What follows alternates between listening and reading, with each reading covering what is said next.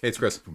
Let's talk games that just launched on Kickstarter this week. Now, if you missed the video in the beginning of the week, I'm super proud of that, I think a little bit, of the 10 games 2020-ish that I wanted to try before buying, that I passed on because I wasn't quite sold, even though I think they all have the very good potential of being excellent games.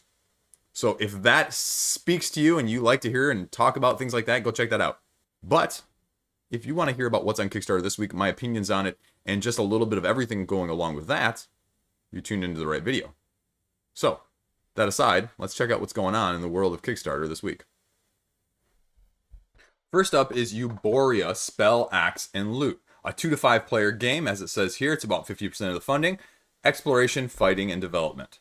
So there's not much to go off of on this page, so just beware. If you really want to know more about this, you're going to have to watch the gameplay video, because there's really only one gameplay video, and you have sort of this Catan-like setup here with the hexagonal spaces. They've got a few stretch goals, but I mean, this is your typical indie project that hasn't really gotten any hype or notice. So 23 six-sided tiles, Road of Fame, little targets, little actions, little tiles, skill cards.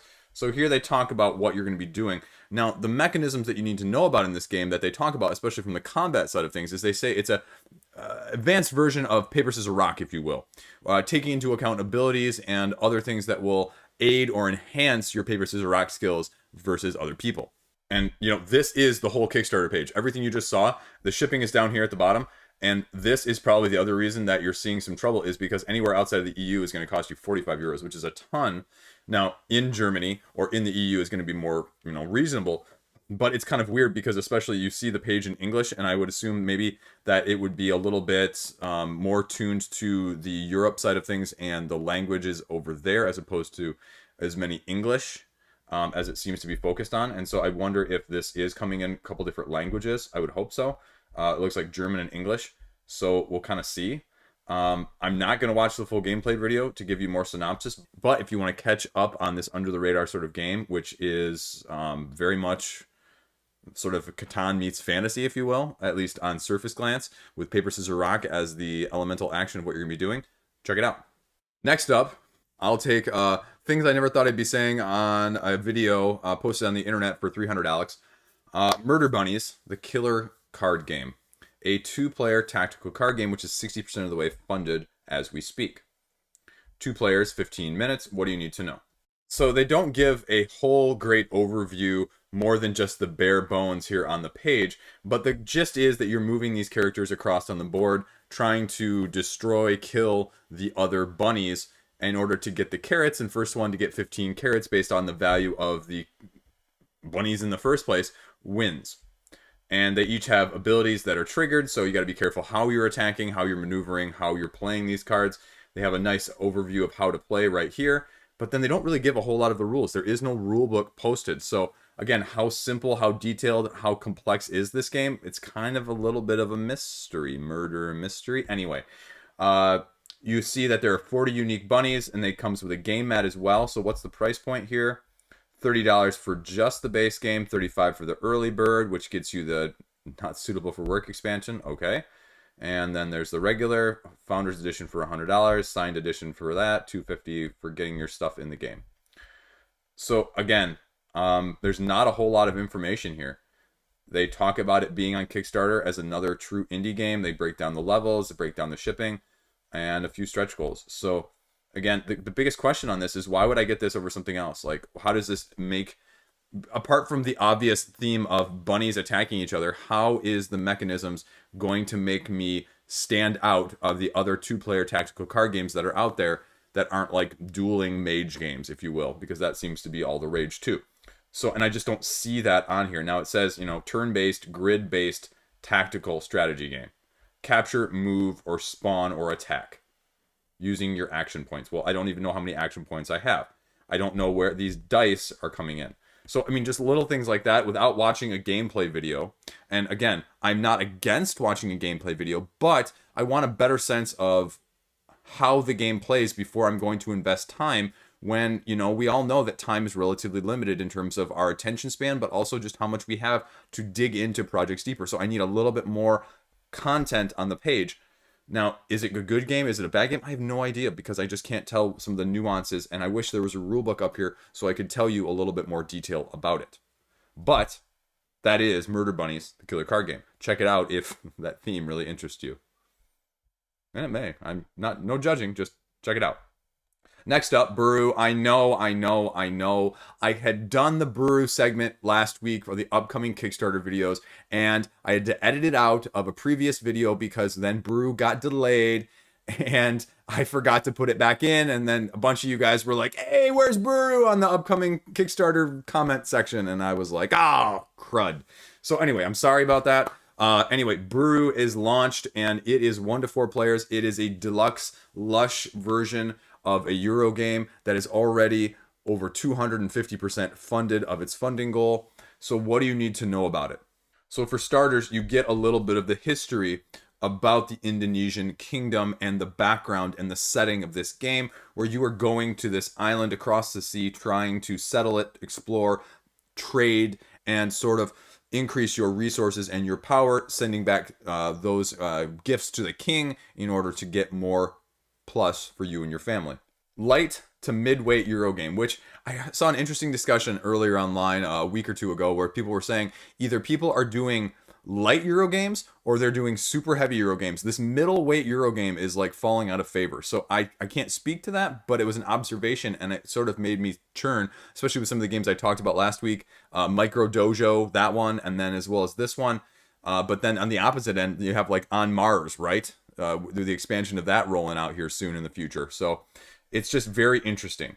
Now, this is the other thing it's going to have. It's going to have bidding, it's going to have action selection, and engine building as well as objectives. So, I mean, it's going to have a little bit of everything. And again, how you feel about having a little bit of everything in these games, is that not a good thing because you're not focusing and making it tight from 1 or 2 mechanisms? Or is it good because you want more variety and you want more adaptability in your Euro style game in the first place? 48 hours gets you an authentic coin. Promo if you've subscribed to their newsletter. Okay. And here you go. What are you doing? You have 5 explorers in each round. You bid all but one of them. No matter how many you get, you only get 1 action there. So each of these areas are going to have different resources, different ways of interacting, and different bonuses that you're going to be able to take depending on which region you're in. So here, for example, you see that in the forest, you're claiming these resource cards and you're getting what's listed on them above. Then on the shore, you get these islander cards, you place them on your tableau, and these are the actions that you're going to be using as your engine builder. Then, okay, you're triggering your island abilities. Some abilities can be chained, as you see here. Then you're paying tribute to gain victory points in this section. And unlike the last 2 games that I just talked about, there's a copy of the rules already out here.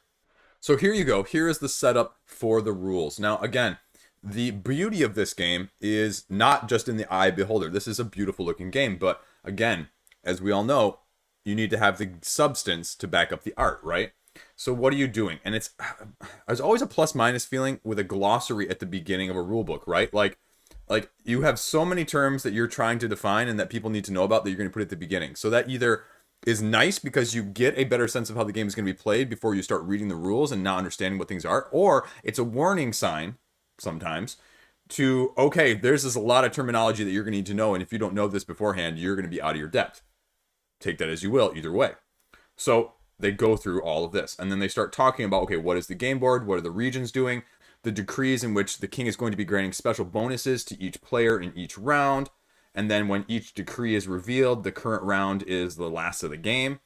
Wilderness, all your action spaces, all your resource cards, your islander cards. And then they talk a little bit of the how to play. And as I said in that video segment that you never saw, good job me, the game is 5 rounds, and each of those 5 rounds has 5 phases, so you're getting 25 turns-ish in total that you're managing. And it's divided up through phases of the day, as you can see here, everything from dawn, morning, noon, afternoon, and dusk. And so each of those are specific to those special things that you saw on the board. Setting things out, taking all your turns, using your players to collect the fish, resolving the actions in the locations, and then resetting the board.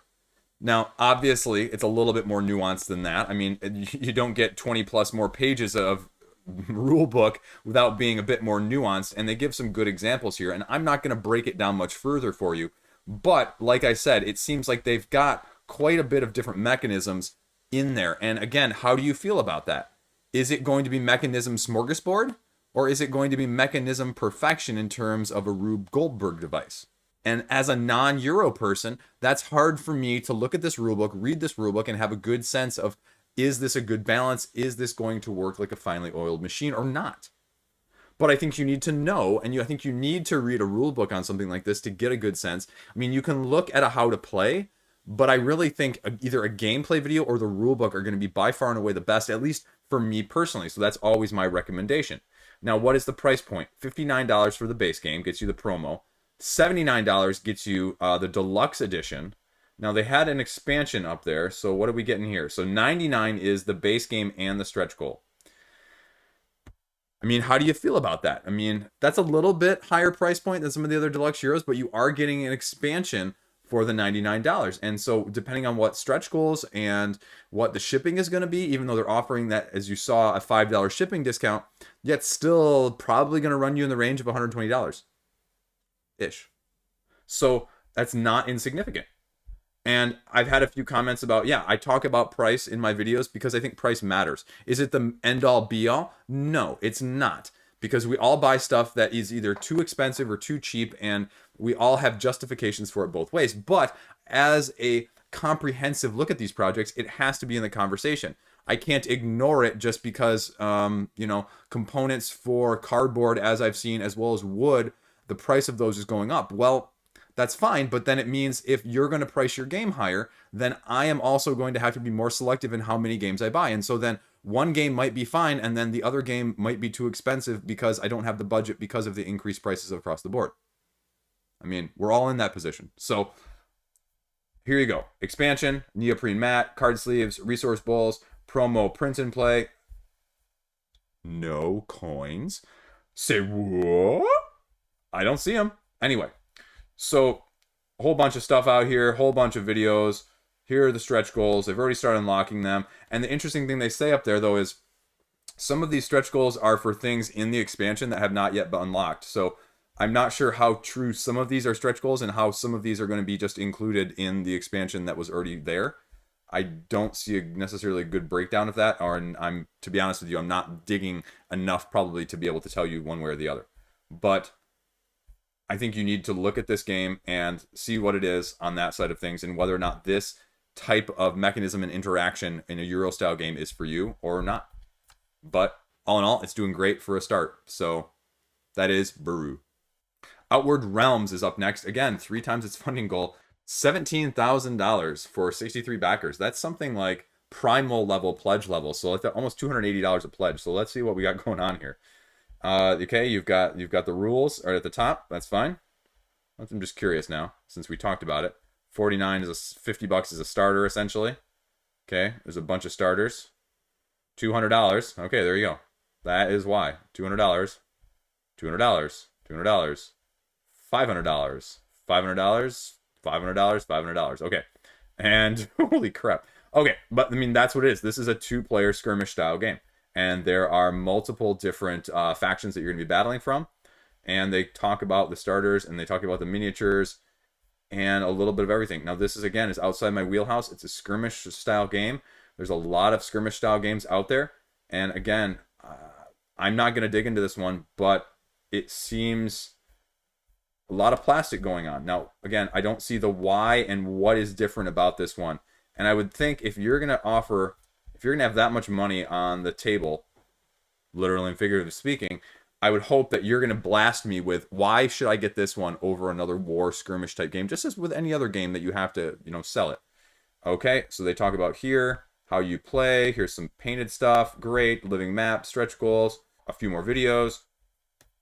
Okay, so, again, I didn't really see what makes this that different.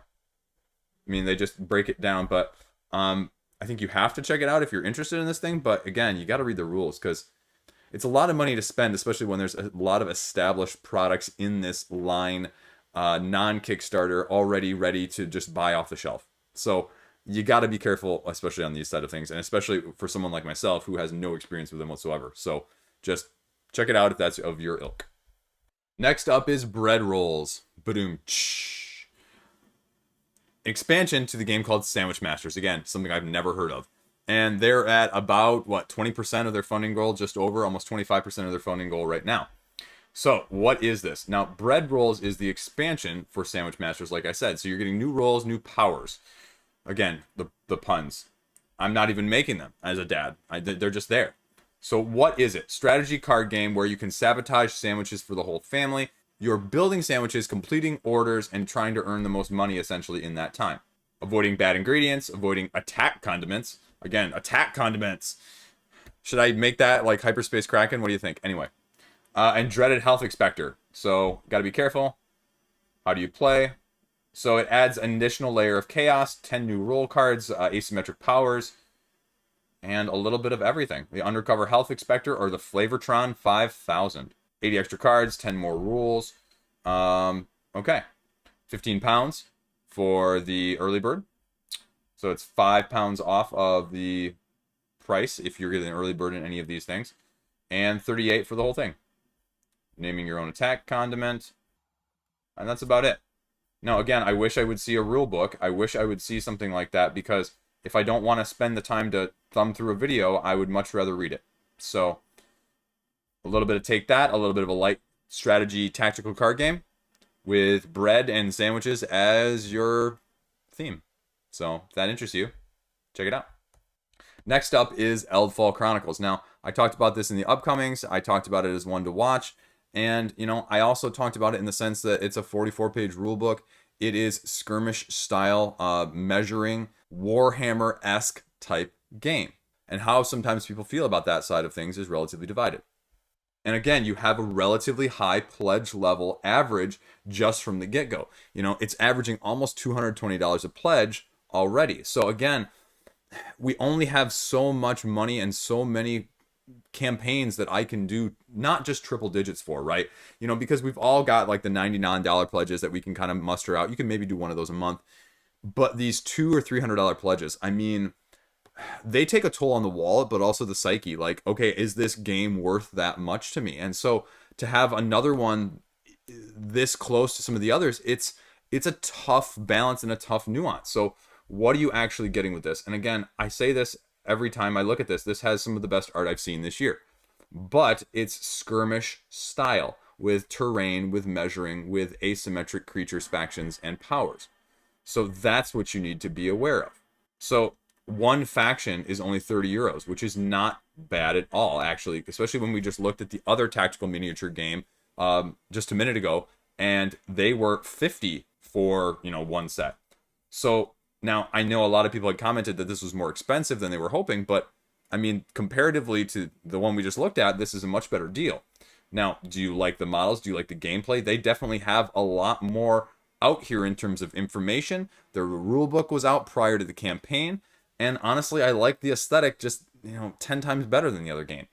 And that's my own personal preference, but there you go. Now, here is the 4-faction box is 110 euros. So you're saving 10 euros if you bundle up. Getting a couple limited things, they break it down. Okay, so Warrior Pledge, that's 190 euros. And that is getting you creature expansions and 3D terrain, essentially, with the map poster, whatever that is. And then they have a whole bunch of other add-ons. Now, this add-on, that's a ton. 99 euros for 7 miniatures and the behavior cards that go along with them. I mean, that's a lot. Now, I think the core of the 4 factions is somewhat more reasonable. But then again, like this, and this is outside of my knowledge base, but I know that some of these are, people are going to say that this is unreasonable. Some of these people are going to say like, oh yeah, Gamecrafter or Warhammer or whatever, comparatively this is about the same or similar or something like that line. So I can't speak to that, and I know your mileage may vary as well when it comes to these. So this is a tough one. For me personally, again, once I found out it was a measuring skirmish style game, I can't get those to the table. I have no interest in measuring right now, at least. And so it was an easy pass for me. But it looks like it's got something unique in the mechanisms. It looks like it's got something unique in the aesthetic and just the setup in terms of the characters themselves. So I think it's definitely something to look at if you have any interest of this. It's hitting all of the other strides. Now, one thing I haven't seen is, are these pre-assembled? Are you going to be making these miniatures yourself off of sprues or just in pieces and gluing them together? So I don't really know. I haven't seen anything like that. They've got a couple sets of stretch goals here that you can kind of see. They're 10 to 15,000 euros apart. So again, you know, what happens if you don't hit those? What happens if it doesn't fund in the first couple of days? Are those going to change? That's the risk with showing some of those and, you know, being a true stretch goal or not. So 3 to 5 hand-picked combatants, you're battling against each other. Again, coalitions versus each other, and competitive, but also, they say, cooperative in terms of the AI, and that's probably where the creature expansion deck comes in. So you can see a little bit more there.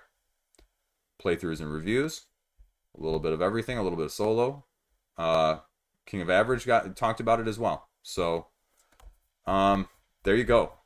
That is Eldfall Chronicles, and we'll see what happens. I mean, I would be hard-pressed to say it's not going to fund at this point, seeing how you're already almost at $55,000 in less than a day.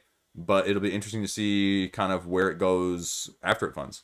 And does it taper off, or does it continue to go up? So we'll see. But if it's your thing, check it out. Wouldn't mind having a couple posters of those artworks, though. That'd be nice. Next up is Maximum Apocalypse Wasted Wilds. This was I believe I mentioned it previously, the 5th expansion, I think, for Maximum Apocalypse. And again, they're almost 3 times the funding goal. And this was a game that kind of flew under the radar. It's more of an open style, post-apocalyptic exploration, quest style-ish game. Not really scenario driven, but kind of, in the sense that it's not really campaign. So it's individual scenarios where you're just trying to escape and, you know, survive. This is not a conquering the post-apocalyptic desert, you know, Mad Max, anything like that. It's just survive and move on to the next game, essentially. And that is how you win. The question I had when I was looking it up, because there wasn't a whole lot of information on Board Game Geek, is what is this expansion going to offer that the other expansions don't? Or is it just going to be more of the same, you know, arguably good thing? I like the fact that if you scroll down here just at the top, yes, they show you the latest stretch goal. I mean, that's fine. Whatever. But I like the fact that they go, okay, right here at the top, why are you getting this? What do you need to know about this that sets it apart? As I just questioned. This is a continuation of this roguelike game, and we are offering 2 distinct campaigns within this expansion. 1 to 4, or combined with other expansions to play up to 6 people. As it says, adventure, exploration, survival, strategy. Survive, survive, survive. They also say that this one has been designed to be a standalone expansion so that you can start right off at this point. Yes, they've got exclusives. Yes, you're getting it early. Yes, you get discounted pricing. So, you know, again, say what you will about that stuff. You're either for it or against it. I mean, it gives incentive for people to pick it up now, right? That's what you're looking for. So what are you getting here? You're getting a whole bunch of new characters, a whole bunch of new monsters, this clockboard, which I'm assuming is, again, the phases that you're going to be playing through, as well as just what you need to know. A couple tribes, and there you go. Stretch goals already. Hitting a couple things. And what is new? Like I said, new survivors, new skills, new apocalyptic enemies, and here you go. They give you a little bit of sample of everything. They talk about them. They run through each of the features. And again, they have the rules right here. Thank you.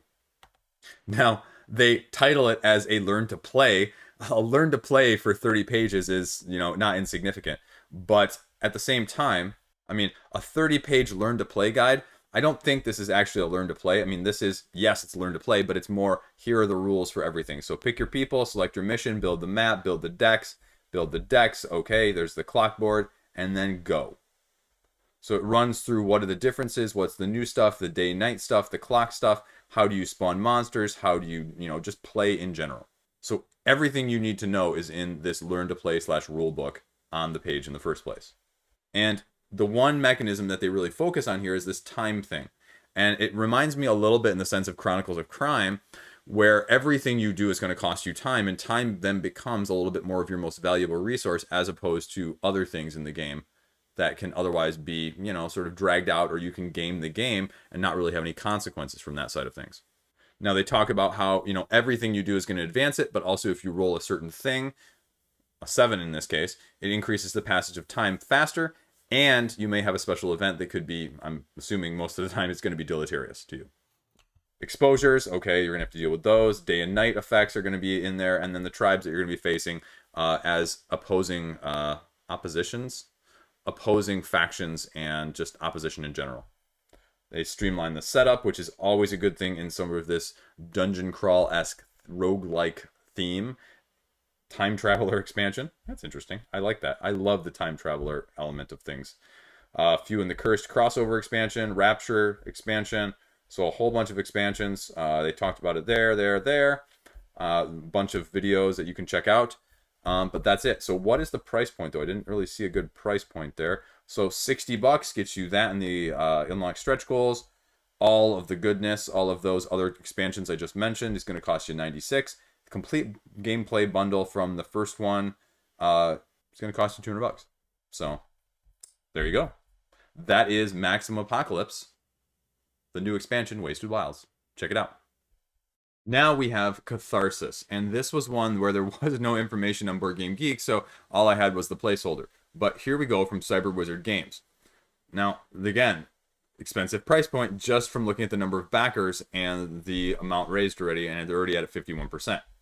So, okay, post-apocalyptic, hell-driven, story-driven, dice-rolling card game for solo and cooperative play. True solo, true cooperative, you can win and lose together. 8 playable characters, 8 boss decks, high replayability, and the artwork is definitely eye-catching. And it gives me sort of the Aeon's End vibe already. Like, okay, you can play this solo, you can play it cooperative, you're going to be battling these bosses. And so what actually is there? New boss play for premium content. Kickstarter only, there's an epic boss deck. And stretch goals for the character decks, boss decks, everything there. And dice. $54 for the base game. $69 for the premium edition, which includes unlocked expansions. And if you want a shirt and some art, you can get that. And a little bit of everything else. Now, again, I have not seen how this gameplay differs from other things out there. Like, is it balanced? How are you fighting these bosses? Okay, I'm seeing all of the add-ons, which is great. But I want to see some of the gameplay. What are you doing? Grab your character, grab their deck. You have 6 dice that you're going to be using. Draw 6 powers, and then each roll card has a passive and an active ability. 20 cards in each deck, so again, they're asymmetric depending on your flavor. As you can see here, on the top and the bottom. And they talk a little bit here in this paragraph, and they shuffle through some of the pictures of how the differences of these characters are played. The Bard cards shuffle and, sort of rearrange upside down. The double characters with shields use each other as, blockers. And then the Wizard, can kind of store dice to be able to use in the future. So you're choosing a boss, 25 encounter cards in the boss, including traps, monsters, events, and specials. And morale, it sort of reminds me again, Aeon's End, where you're, fighting to save Gravehold from damage too, not just your own character. So you're having to deal with both threats equally. The encounters in each boss deck that you're encountering as parties, and how you can win or lose. Morale meets 0, everybody dies, or defeat the final boss. Those are your win and lose conditions. 8 characters, so every other character except for this first one they say can be played as a solo one. And they give a little bit of a description of background, and then they say, okay, what are your cards actually doing that are unique for those characters? $20 is a lot of shipping for a card game. I wish there was more information on this. I wish there was a rule book. What is with this week just seems to have a lot of games that don't have rule books out there. Weird. That's just kind of weird to me. I'm looking at this and watching a little bit of the gameplay like, I need more information. Give me a rule book. Give me a concise summary of what a turn or two looks like. Because it looks like what they're saying in terms of the gameplay is like you take damage and you lose powers. You have to flip powers over and you're having to manage it back and forth that way. But then if you take too much damage, you're going to lose more and then you're going to be able to do a lot less. Again, I need to know how big of the dice are an element or not. I mean, I want to like this because like I said, Aeon's End is one of my favorite games. But this doesn't give me the confidence to know that I'm going to like this, it's going to be balanced, or it's going to have enough nuance and just enjoyment. I just don't know enough about it with just that one gameplay video. I mean, Cyber Wizard Games, I want to like your product, but you need to give me more.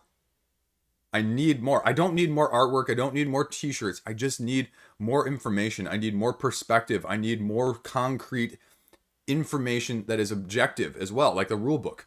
I mean, gameplay is nice, but gameplay video is nice, but especially if you are the designer and the creator, you're going to skip over things in a gameplay video that other people may not know, or other people may have a easier or harder time learning or acknowledging. And so it doesn't give me that glimpse when I see it. You know, you need to have, with any of these games, outside testers that are not familiar with it as intuitively as the designers and the, you know, makers in the first place. So let's see what the price point is. We talked about it a little bit. So I mean, again, like, I'm fine with that, like $49, $69, but I gotta know why. And if I'm gonna spend that much money, I mean, that's not insignificant, and that's not something I'm just gonna spend willy-nilly, because I have Aeon's End, right? Make me want your product more. I would love to see more from them, because I think the concept is great. I think it's unique. It's got enough slight differences that I can see, at least on the surface, but I need, in case you didn't know this, more. That is Catharsis. Go check it out, at least, if you like any of those things I said.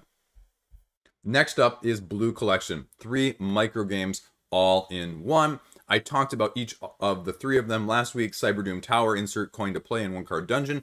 Each distinctly different, not only in the player counts, but the style of game that they are in the first place. 1 Card Dungeon being exactly what it just says, a 1 card dungeon crawler-esque with some dice placement as the dice markers as your health points and assigning them to values of your attack and your defense and all of that sort of thing. Cyberdoom Tower, a 1 to 2 player card-driven game where you are trying to climb to the top of the tower and defeating the AI deck as you go up, but the longer you spend on the lower levels makes the levels harder as you go up. And then there's Insert Coin to Play. We'll get there in a second. So it's already over 200% funded. This is indie sprite-style games in a nutshell. Little Rocket Games. Insert Coin to Play. Ah, yes. I was blanking on it earlier. This is sort of your roll and write, where you have these figures that represent video game tropes, if you will, and you are rolling and writing in and filling in these various spaces, and there are different levels of each of the different shapes, and so as you get in the higher up levels, it's going to be harder to fill and more difficult to fill, and you're going to get more points. So that's what you need to know about that. Okay, so what else do you need to know from this collection? Early bird, 48 hours. By the time you see this video, that's going to be past. So I hope you saw this prior. But it's going to save you 10 euros. That's not insignificant. And 35 euros for 3 small micro games, that's not a bad deal.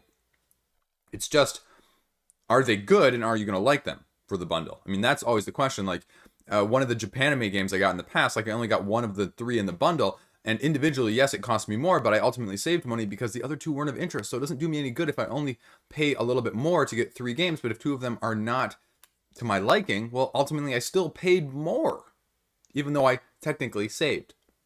So again, just be aware. Spending more is still spending more, no matter how much you're saving in bulk, right?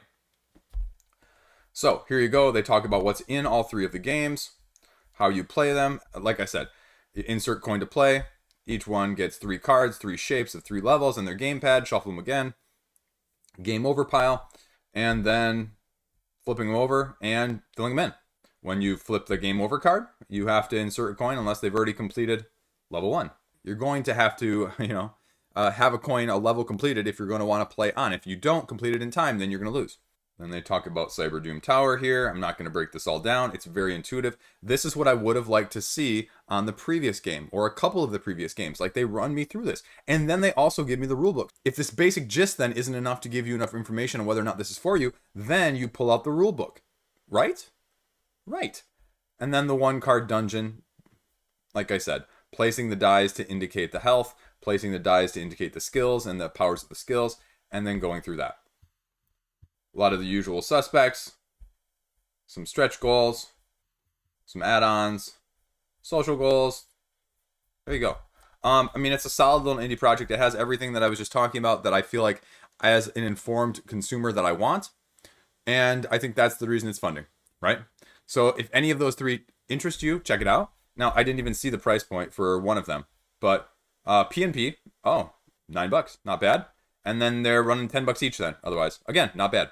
So if you get $5 shipping on that, or nope, sorry, that one's $14. So, and can you get? Oh yeah, you can get them all separately. So 10, 10, 14, or all 3 for 28. So there you go. That is the Blue Collection. Check it out if you like microgames. Next up is Keystone from Rose Gauntlet Entertainment.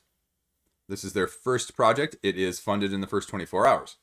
So, representing and creating ecosystems and biology, all wrapped in a nutshell. What do you need to know about this game? So, you're exploring the wildlife. Now, I've heard just a few rumblings that this game is a little bit more complex than what might meet the eye in terms of that. And you can see right now, it looks like you're going to be sort of grid building, I don't know, tile placement-esque, even though there may be cards. Anyway, you know what I'm saying. The other thing that I mentioned last week is you can go head-to-head, or you can be cooperative in a narrative adventure going across North America. Solo or co-op campaigns that have puzzles you can solve. So, okay, early delivery, low price, support educators, and be involved. Okay. $45 for the base game, standard edition, 176 species cards.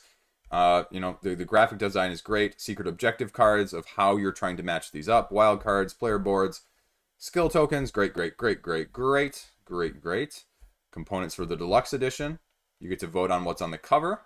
$65, so a little bit of a bump up. 176 again. Deluxe player boards, again, a little bit of background on them. And for that price, you're getting the playmat. And then there appears to be the solo and co-op play field journal as well. Wooden tokens, field journal you can get separately. The all-in bundle, okay. It's still a lot of money for an all-in bundle of a game, of a semi-deluxe, semi-non-deluxe. Secret species, we have originally planned to have 60. So many, and here's a couple extra unlocks, essentially. Couple, more than a couple. A couple previews here. Playthrough. How to play. Here we go. Just the nice, easy, straightforward summary. You have two actions that you're going to be taking a turn. The introduce action or the use skill. So you're choosing a species, and you can choose any species and pay for it. And then you get to take those tokens, if there's tokens, sort of a la the Sentry or Sentry Golem-esque mechanic, where, the further over you take, or you have to pay for and put one on each previous one.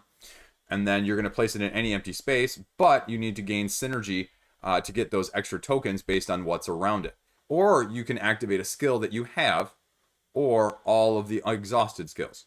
So that's an interesting mechanic, choosing all of the exhausted ones, right? And then flip it over to its exhausted side. So I'm guessing that the exhausted side maybe is a little less powerful, but if you can use all of them at once, maybe that's more powerful than that way, if you have a bunch of them that are exhausted already. And then you flip them all back. There you go. But when you do that, it advances the game timer. So interesting mechanic there. Wild cards, okay, great. And then scoring. How are you scoring? Matching habitats, arranging by ascending or descending order based on numbers. 1 point for each card. Research token that goes along with it. Species in that ecosystems that are different. And then you have objectives based on some of the symbology and your map in the first place. So it is like a tableau builder, if you will, taken a little bit different way. So I can see how the thinkiness would definitely be there. And then you have this little bit of a campaign, a little bit of a unique puzzle challenge sort of thing. And with my experience with Kingdom Rush, I didn't like that it was sort of, with the first Kingdom Rush, it felt like there was only one way to win. Like, especially with the first couple of missions. Like, you either played it this way or you lost. And that was my biggest problem with the City of Kings as well when that came out a couple years ago. Is you basically had to min-max in a certain way every single time, and you had to do that. And for me, I don't like that, and so I would not like that element of things, sort of like what Cloudspire did as well. That was the big knock on Cloudspire after it came out, was, even with the solo play, these missions, you couldn't just do them the way you wanted and luck into it. You had to do things very specifically, min-max along the way in the right path, in the right manner, and maybe there was only even one way to do it, and if you didn't do it, you just failed. And so if you like that sort of puzzling, great. And that's what this book reminds me of. But at the same time, I just like a little bit of freestyle as well. So if I was looking at that, I probably would pass. But I don't know either, because it depends on how much you can get at retail as well. Here's the rulebook. And again, it's not a super complicated rulebook. I think, again, it more gives me the vibe of Calico or Cascadia in that sense, where the appearances are going to be deceiving, and what you're going to be doing and how the cards are going to be interacting is more of the thinky side of things rather than the actual actions that we just talked about. Because like I said, there's only really 2 actions that you're going to be doing, but how you choose to utilize those actions, where you place things, how they interact is really what matters here. And you can see that there are lots of little icons and lots of little ways that these cards interact that you're going to be having to take into account. So that's more of the nuanced depth to it. Bunch of quotes, great. But again, Okay, retail pledge is $30. That's more than reasonable. But that is only for retail stores. Okay, great. So $45 gets me one edition, $65 for a deluxe. I mean, that's a lot. It is. It just is, right? I mean, no judgment, but it's just more than I would picture this game as if you asked me the price. But again, like I said earlier in the video, price is what it is now. So if I pay $65 for this, I may have to cut out, say, one of the other indie games on this list that I'm not able to get now. And that's fine. But I mean, it's a give take. It's a min max in that situation as well, right? So there you go. That is Keystone North America. It's definitely different. It's definitely unique. I know why it's funded, and it makes sense. And if that interests you, check it out. Next up is Prison Architect Cardboard County Penitentiary. And I mentioned this last week as it was going to be divisive, and I wasn't sure what was going to happen with it. And, it's sitting at about a third of its funding after a day. So, I mean, not horrible, but I also don't think that they necessarily would expect this, especially with an IP port from a console like PC game in the first place. But again, I think the theme is it can rub the people the wrong way. And I think someone was pointing out online that some of the quotes that are used here are a little bit not quite the things I would be saying about a game that is designed about housing prisoners, even though you're trying, as the game says, to house them in the most humane and comfortable way possible. It definitely is something I think you got to be careful of. And, they talk about how you're going to be playing it here. So you can see it is sort of more of the Castles of the Mad King Ludwig vibe in terms of the synergy between the rooms that are next to each other and what they're doing and how they interact. So you're building your prison, you're intaking prisoners and then assessing their needs, and then resolve escapees and rehabilitate people. And here are the quotes on them. Just a little bit of snapshots. And then what are you actually getting? Again, I mean, okay, for all three of these, it is, $85 for all three of these. Again, this is expensive. And they're going, all in. You want to get everything right away. And not that that's necessarily a horrible price, but for Castles of the Mad King Ludwig with a prison theme, I mean, I'm personally not a fan of that style of gameplay. Like, it's fine. I just didn't click with me personally. Now, I think this is some of the quotes that people were a little bit questioning. It's absolutely beautiful. Like, you're building a prison for prisoners? And anyway, I mean, you know what I'm saying there. Again, previews, one review from Harry Gamelords, and then a playthrough. The rule book is there as well, and you can play it online right now. So all in all, I mean, I don't know. This is going to be interesting to see what happens with this one. I could see it funding. I could see it falling short. And I guess the question is, if something like this falls short, what happens to it the second time around? Would you see a price point reduction? Would you see something changed up? I'm always curious to know what people would do differently when things don't fund. And not funding used to be like this stigma, and I think it still is. But I think more things have to fail, and people have to vote with their money, for better or for worse, on all levels of projects, for us to overall, as a scene, have a better quality end product. Because I think a lot of people also complain on the other side of things that there's so much coming out that it's hard to discern, it's hard to keep up, but it's also, not necessarily making the cream rise to the top as much as people would like to. Say that for what you will. And I'm not saying this is that by any means, but I mean, a property with a name that's, we're going to see how it goes. If this is of interest to you, if you do like more of the Castles of the Mad King Ludwig vibe with those matching rooms and coordinating and synergies and points in that sense, check it out. It's Prison Architect. Next up is Soundbox by Horrible Guild. You may know them from like Railroad Inc., right? And this game is just like it sounds. I'm sorry, I couldn't even stop myself there. I didn't even realize I was going to be saying that. All you're doing is you're putting glasses on. A bunch of people each have a card that tells them what sound they're making. They all make sounds at the same time. You have to differentiate the what that they're making the sounds of. And the more you can get in the certain time frame, the more points you get. Rinse and repeat. That is Soundbox, right? So what do you actually be getting? Okay, early bird price in the first 72 hours, neoprene mat. In case you don't have a sandglass, they give you one too. No stretch goals though at this play level. And it talks about how you're going to play it. Gives you the rule book. Retail edition is $20. Kickstarter edition is $40. Wow, that's a double. So what are you going to get with those stretch goals? If you're going to double the price point, I mean, there's not anything really out there yet, but I mean, we'll see. But check it out. I mean, again, it's a party style game. You like this sort of thing, it's going to be your vibe. If you don't, it's easy pass. That is Soundbox. Next up is Actually, the game of nerdy corrections based on the College Humor show of the same name. Basically, this game is a trivia show game in a cardboard box, and they give you pop culture information, scenes, clues, things like that, where you then have to figure out what is not true about it in the first place. So the example that they use here is Amazing Spider-Man. Doc Ock takes over the body. He puts Spider-Man in a coma. Actually, it's the difference being that he actually kills Spider-Man, not he puts him in a coma. So that is what you're having to pick out. And as the clue reader, you can, take those guesses right away, or you can give them, as you see in the highlighted section here, a clue of which part of the riddle or the scenario is containing the false part. And they give you all of these categories: fantasy, cartoons, comics, sci-fi, games, anime, 80s, 90s, and horror.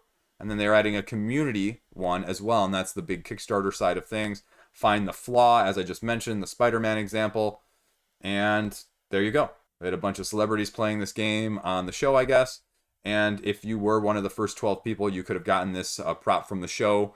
And they basically just say, to show how much disposable income you have with these worthless, incorrect copies of real things. So those were all taken within like an hour or so of the launch. So that's it. And it's raising already over $250,000 in the first day. So if that interests you, if you like that sort of thing, I mean, it's a party style game, right? Nerd culture. I mean, I like the idea. I like the concept of it, but I'd never play it. I love the idea of, okay, actually, this is correcting people. Oh. Anyway, and you guys do a great job of correcting me because I screw up all the time. So, that's, the irony is not lost on me either here. So anyway, but that's it. If you're interested, Actually, the game. Okay, so next up we have Supernova. Now, it reminds me of the other game where you're circling around a planet, Gravwell, where what you're doing here is fancy flying, going around this dying star, and they're using geometry to play the game. So what they say here is you are in the pilot seat of one of these 4 ships, trying to slowly circle this dying supernova, gathering the energy, while using the energy to avoid getting sucked in and destroyed, but also being able to send some of the energy off back to the motherland in order to keep them powered as a way of scoring the game. Now, you also have to avoid your opponents and their laser beams, and you have to outmaneuver them at the same time to get the valuable energy that's going to come out in bursts. As like Gravwell, with that circular in around the center, they say that this is unique, and you can tell just by the appearance that it definitely has that. This is a game of geometry, physics, and trade-offs. They say every turn you're going to have 4 ships, but you're not going to have power to save all those 4 ships or to maneuver all of those. So you're going to have to choose very carefully and accordingly. How are you going to balance that limited energy, that limited orbit boosting potential to maintain the benefits of being in the right formation, which is going to give you a special boost, or enough to pull off a maneuver that could change the course of the game. So it's a high risk, high reward sort of system. Confined, going around a star. Now, they say there is not randomness in this except for the fact of the order of the cards of the supernova itself. And now they say there is not going to be complete randomness because the same cards are going to be in each game, but the order in which they come out, even though they progress from least dangerous to most dangerous in sets, essentially, there will be some differences just in that element of the game in the unpredictability. You have the same opportunity, though, as your competitors to respond to the information in those cards that it's giving you. So the other interesting aspect, like I've already alluded to, is they talk about these energy bursts. They're your primary goal, as they say, your most deadly obstacles, because they can also hurt you, in-game currency that you're using to trade off and on, as well as the victory points. So that is a lot in a nutshell, right? There are also 3 colors of them, which have different effects depending on whether you move through them, land on one, or they're intercepted by you. So how you're balancing delicately your ship's actions, their maneuvering, as well as the reactions or the anticipations of what the supernova is going to do is the crux of this game. So if that sounds like anything else you've heard before, stop me right there because I haven't. They say it's based on the spiral geometry from the ancient Egyptian game Mehen, and they have made this, they're calling this essentially a modern day sequel to that. And you can see a picture of that said game right here. So, $24, basic pledge. Okay. Wing Group, $80. 4 copies. Okay, it's going to save you about $18. Past and Future Spirals. So you can get both of those games, the Mehen as well as Supernova. And crazy extreme limited edition copy of Asteroid Field X, which is the prequel game. They have 15 copies of that. So, stretch goals, 10,000. Okay. And this is a very complex chart right here, right? In terms of what these ships are doing, it's giving you the breakdown of how it interacts, and you can see, okay, these are the 3 different colors of the supernovas. These are the 3 different ways you can interact with the supernovas. Either go onto it, go through it, or it goes into you. And then what you're going to be doing, how you're going to be spending them. I mean, this is Pirates. I'm really impressed by this. I did not know about this at all prior to this.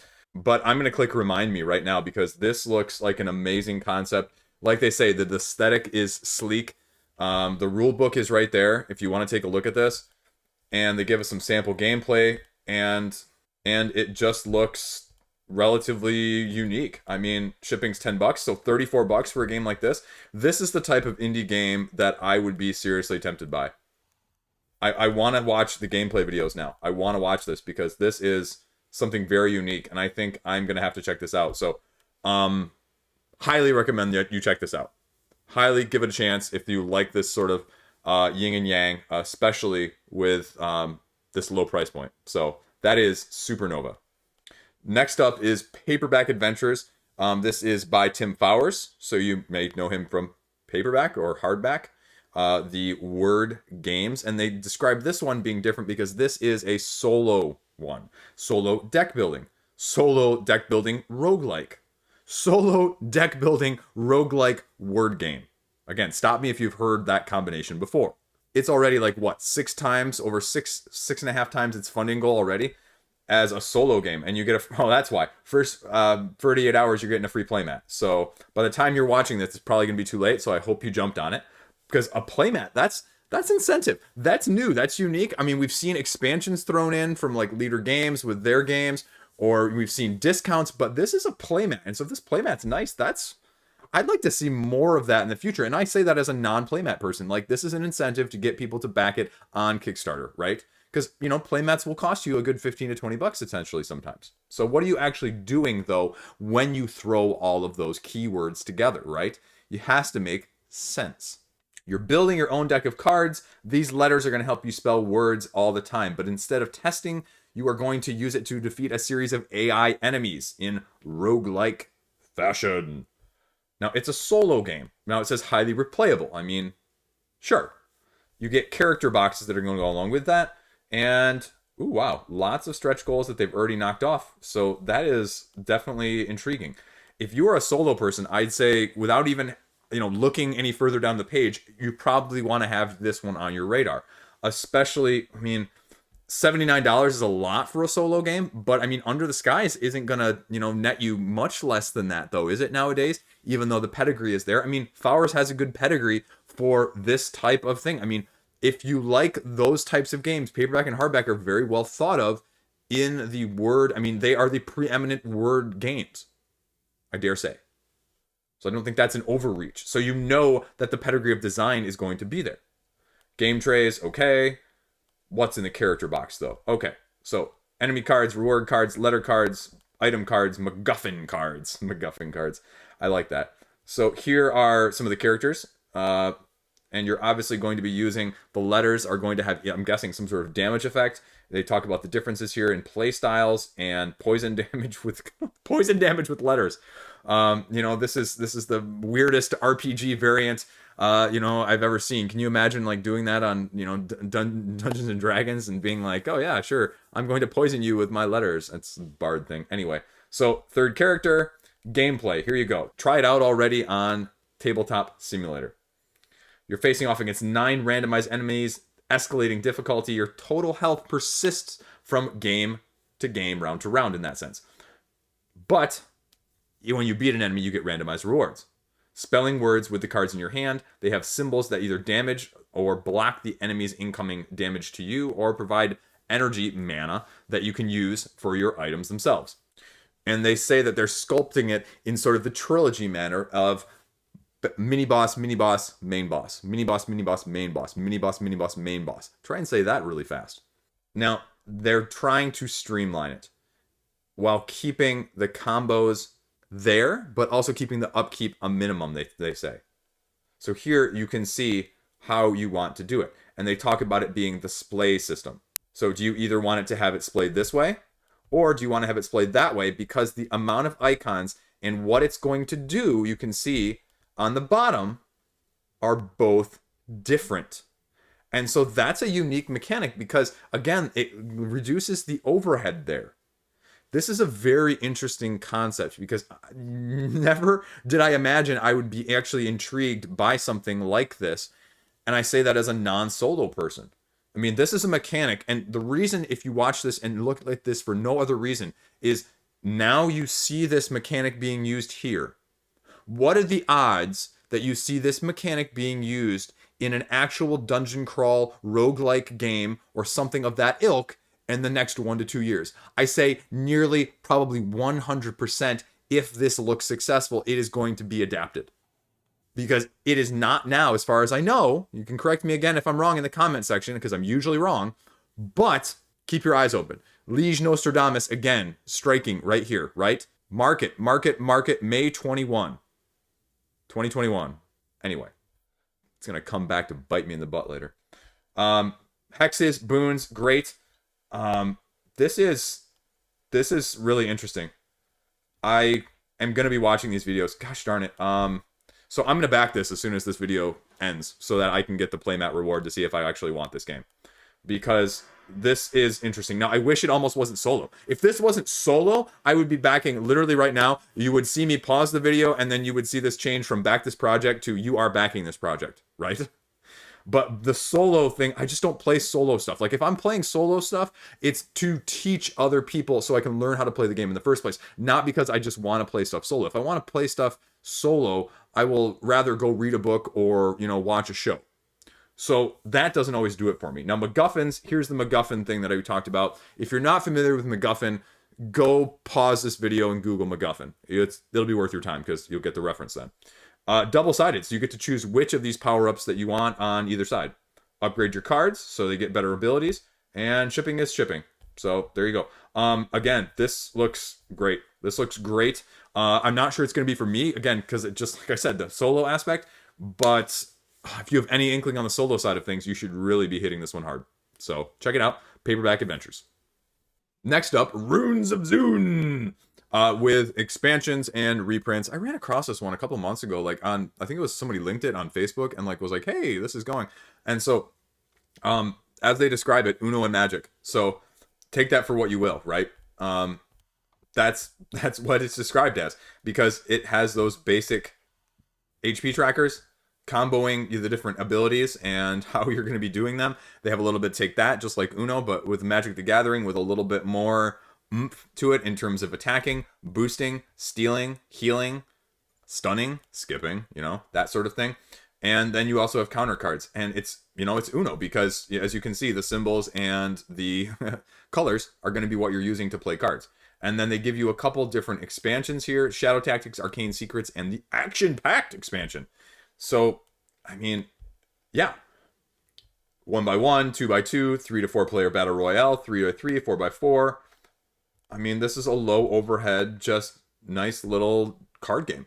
It's a really intriguing concept. This is one that I'd just love to play. I'm not sure it's for me. This is one of those, I think, like Hidden Leaders, if you will.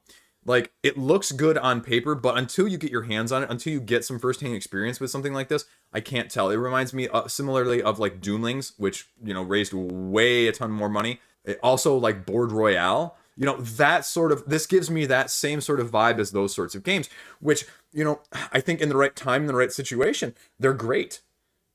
But they're also, a little bit less thinky, a little bit less complex, and just light games that are nice to play sometimes when you just want to play something like that. And though I think this falls right in line with that, and clearly it's done okay because you wouldn't see a reprint and expansions for it if it had done poorly the first times around. Now, it's not breaking the bank or anything. It's only at $6,200. But again, I say that with the disclaimer of that's $6,200 more than I will ever raise on crowdfunding. So I give them a lot of props for that as well. I mean, I think that's great. And here it runs you through all of the expansions, the new cards, the only thing that I would worry about when you have this many different individual things is that there's just so much ongoing. Like even this says it's an ongoing effect. It's an effect. It's an action. It's an action. So how much time are you going to have to spend reading each of these cards to remember what they do and to chain the synergy? I mean, if you've got, because look at me, they're like, what? All of these cards are different here in the base game, right? That's a ton. That's 15 different cards in the base game. And then you're adding 8 more types of cards, different actions altogether in one of the expansions. Then you've got promos here with 3 more. And I'm assuming that the other expansions, the Shadow Tactics and the Action Pack that we didn't see there, also are going to add stuff. But I mean, that's a good thing and a bad thing at the same time, right? Depending on how easy it is to remember just based off the symbol and how intuitive it is. So again, that affects the overhead. Like, how easy is this going to be to play? But this is a game that I would love to just be able to try out. Like, somebody else brings it to game night, I totally would love to just try this one out and play it. So, it falls, just like I said, where the other things, extra promos, so even more. And yeah, there you go. Let's see, pledge levels, $15 for the new expansion, $29 for the base game. Okay, $59 for everything. And if you want to get a little bit of everything, they do offer, individually, you can get just the whatever you want. So, yeah, there you go. I'm a little surprised by this. I'm going to remind me on this one. So, Runes of Zune. Check it out. Next up, we have Pilfering Pandas, cooperative competitive solo game, sort of the variation on Rummy that I talked about last week. It is 3/4 of the way almost funded, and we are probably going to be funding here in the next day or two, long 27-day campaign. So, I talked about it a little bit last week in terms of the nuances and the differences when the comparison is thrown out there for Rummy, and that is because you are going to be doing different things during the turns to differentiate it. Because, like I said, also there are 3 different modes. I mean, Rummy doesn't have a cooperative mode, right? Or a solo mode. You are pandas trying to escape the zoo, trying to escape from the zookeeper, trying to gather your resources in order to do so. And it looks like they say that there's a digital app that's free to play throughout the Kickstarter, so you can find out how to get it. So if you want to play it, to test it out beforehand, that's great. Enamel pins. Wow, those are nice. I would love that red panda. Anyway, get shiny, distracted. Anyway, so what are you actually getting? I mean, the artwork is definitely unique. The game board is nice. The rule book, okay, great. How are you playing? Exactly. This is a little bit more of what I talked about last week. So, what you're doing, pick a card. Play sets on the table or pass. I mean, if you're familiar with Rummy, 3 of a kind, 3 in a row, or you can extend one that's already down. Relatively straightforward, right? No big deal. But here are the differences. Sets are played to the table, not kept in hand. Okay, great. No hand limit, action limit. Okay, great. You can pick up more than one card from the discard pile, so you can pick up other people's cards. To play one, you have to match the suit or the number of the last card played in the previous set. So that's different. And then chaining sets, you can double your points. Each player has a special power. Okay, asymmetric powers, great. And a wild card. And if you're playing cooperative or solo, there's a zookeeper involvement. Interesting. Now, the hideout is the discard pile. But it's spread visible to all the players, it says. So for a price, you can pick up as many cards as you want, making those runs that I just mentioned about a little bit easier and a little bit more open to be able to do so. And even so, more than one at a time. So that is great.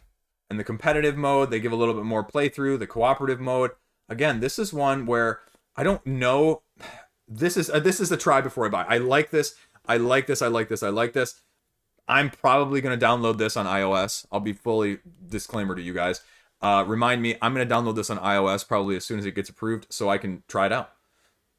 Because I can't give you a good feeling about, how strongly I would like this or not. Because I do like card trick-taking-ish games. I mean, Gin Rummy is not my favorite one of any of them. But if you throw in a little bit of asymmetric powers and that discard pile I can shuffle through, I mean, that does spice things up a little bit. So I would definitely say try before you buy, especially if you're going to offer an app that's free through here. So I'm gonna do it. Oh, look, there you go. early access to the beta testing group. So I will be shooting them an email probably. So there you go. That is Pilfering Pandas. There's a bunch of quotes down here that you can read, and I'm guessing they have links to the actual articles. Yep, they do. And let's see what the price points are. Enamel pins. Oh, you know, if I don't, that red panda enamel pin. Anyway, 24. Yeah, 24. It's what I'd expect. Get a couple of their other games. Get the playmat if you want, and all of the other prices. So, all in all, again, this is the stuff. These last couple games, this is the stuff that surprises you, that comes out of nowhere, right? That you don't expect. That is another $20, $30 out of your wallet that you were going, oh geez, how am I going to budget for this? But that is why I also like talking about this stuff, because otherwise I would never be interested. I would totally glance over this. So I hope that some of you are actually watching these parts of the videos as well. But that is Pilfering Pandas. Next up, Sheep in Disguise. Strategic 2 to 6 player party game. That doesn't look much like a sheep, does it? Okay, almost 200% of the funding goal. So let's see what we got going on here. I have no idea what this is. Okay, we lost the sheep. Economic grid. Gold was quickly replaced by sheep. What are you doing? Find 8 sheep hiding in plain sight. Collect flocks as quickly as possible while protecting them. 3 sheep of the same kind are a flock. 4-player game. You get 4 flocks, you win. Okay, so it's going to be the action, take that, powerful combo type cards, sort of like Doomlings, I guess, as I mentioned that earlier in this video. 10 unique action cards, combinations, comebacks, flocks in danger by exposing their disguises. Okay, so they're going to play cards that are going to make them vulnerable, essentially. There you go. And destroying all exposed flocks, that's kind of cool with the T-Rex coming through the portal. Anyway, cool aside, is it actually got the gameplay that is different than a little bit of Munchkin? Because I would fear that if you're constantly trying to get to 4, then whoever's closest is just going to get piled on each time until it rotates around, until finally somebody can't get stopped. Play action cards, discard them. No amount of action cards played per turn. Trade with the field. Ooh, that's interesting. That's a nice mechanic. And it's made up of 3 cards that are laid out, and by interacting it and trading back and forth, you'll be able to do that. Draw a card to end your turn. And yeah, there you go. Quick playthrough. So what is the price going to actually cost you? Doesn't say there. But you can get a not suitable for work expansion as well. A wizard expansion. Wizard expansion is kind of cool. Goblin expansion. So very much like Doomlings, they're throwing a bunch of expansions right out there. A little bit of Kickstarter exclusives there. $20 to the base game. Okay. $35 for the expansion. $49 for everything. And $65 for really everything. But there's an early bird too. So if you're seeing this, you might want to check that out. Now, is it an early bird for time, or is it an early bird for numbers? Numbers. Okay. So there you go. Stretch goals, stretch goals, stretch goals. Shipping, shipping, shipping. Couple comics down here. There you go. Everything you need to know. Sheep in Disguise. Check it out. Now we have Reincardnated, the card game. Strategy card game, like I talked about before, is reincarnation, using cards, using the biological ecosystem in order to get higher up the reincarnation, or not the food chain, but, you know, that sort of scheme of things. It's over 50% of the way it's funded already. And what are we actually going to be doing in this game? How are you playing? Get a starter being. Get some karma. Pick new beings. Add them to your lifeline. Trigger abilities. Perform bonus actions. And if you can become a human, you end the game. Then you add up the score of all of these cards. So let's take a look at the rulebook, because that seems a little too simple, a little too straightforward. Where is the nuance? Now, straight up on the front page of the rulebook, they say karma flows both ways. So as the quote that was right below the rulebook link sort of hinted at, is that you can have combos that are not only going to get you extra points, but you also can make combos that are going to take away karma from other players. So this looks like reincarnation, more of the peaceful monk style tradition. No, this is not that. This is definitely some take that. So you need to be aware of that going into this, because there is some of that depending probably on how you want to interact. So let's take a look. Okay, 4 types of cards. Your starters, like we talked about, the beings, the life purposes, and the karma. So all different things that you're going to be needing to utilize during the game. So the turns themselves look actually relatively straightforward. You get 2 actions. Play a card from your hand, a karma card, then play a second karma card, or you can incarnate a being from the being pool and use the ability there. Now, each of these karma cards are going to have point values that are going to score you endgame points, and depending on how they interact or depending on what they're doing alongside of just the points, you may be able to get more points depending on your life purpose. I mean, your secret objective, essentially, if you will. But the interesting trick on this game is that the life purpose that you get dealt with at the beginning of the game, you don't know it. You can't look at it at the beginning of the game. So, how do you figure that out? Now, we'll get back to that in a second, but if you look at the card here of this being, because they use a lot of this terminology that you got to kind of get past for a second, now it can go into one of three things. The preferred one, you get to draw 2 cards. The lower one, draw 1 card. Or the lateral, so moving sideways, and you can be, a different type of insect as opposed to going up or down from the insect in that sense. But you get no karma if you do that. When you reincarnate and play this card, this being, it goes on the top of that line that we set. Now, obviously, to end the game, to get to the human, you have to have a certain number of beings between, the beginning and the end one, they say. And then ending the game, like I said, the human form that's going to do that. And now it says, see page 10 for a breakdown of the life purpose card.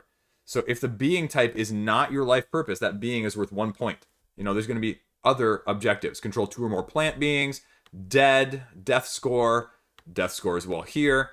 So, you've got to be aware of all of those things. Now, how are you actually doing the lifeline? Let's take a look here. So, you will gain, it says, during the game, opportunities to not only look at your life's purpose, but you can't have it out. You just have to remember. Or you have the ability to look at other people's. So, like I said earlier, if you want to mess with other people's lifelines or their reincarnations or kill some of their reincarnations, the ones that that are more valuable that they may or may not know, you can do that. And then they talk about the specific types of karma that you're having: sympathy, replenish, substitute, and playing them and how they're interacting within this pool as well. So, yeah, it's definitely unique. There's a lot of terminology in that rulebook there. A little bit too much, trying to stay with the theme so much that, it's getting a little bit mushed together a little bit.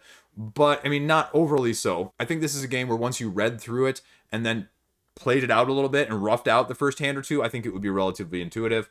A lot of unique stuff right there. 54 different beings. That's impressive. The karma cards, again, all different. Strategy involving how you're going to be using those and how they're going to be interacting. But again, I think this game has a potential for high variability. And, the price point is just as similar as we saw with the other games that are card games that we just viewed. So not a whole lot of difference there either. So very similar in that sense. Definitely check out the playthrough video because I think it's going to give you a better sense than reading the rulebook can. In this case, I would opt for the playthrough video having read the rulebook now. But there you go. That is Reincardnated. Check it out as another card game that launched this week. So that's it. That is the roundup for this week. As always, I hope you enjoyed it. I hope you checked out, if you haven't, my 2 top 10 lists from earlier this week. And tomorrow will be the upcoming Kickstarters for next week. Got a little surprise for you guys coming out at the beginning of next week too. So tune in if you want to know something more maybe about Witcher. Who knows what'll pop up? I don't know. Got a bad case of something though. Maybe somebody could toss me a coin and help out. Anyway. I'm done. Too many dad jokes. Stay classy. Have a great weekend. See you around. What are you backing this week?